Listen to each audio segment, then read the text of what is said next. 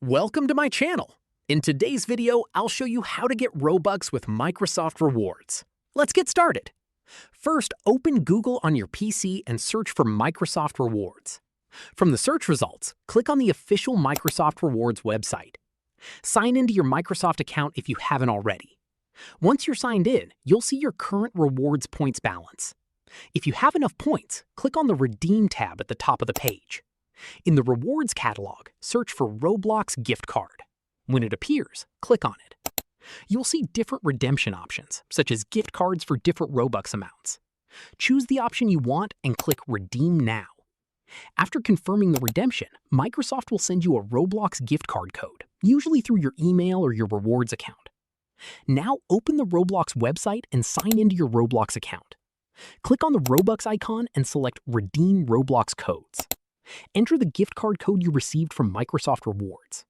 Complete the verification if prompted, then click Redeem.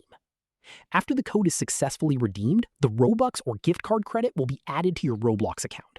And that's it.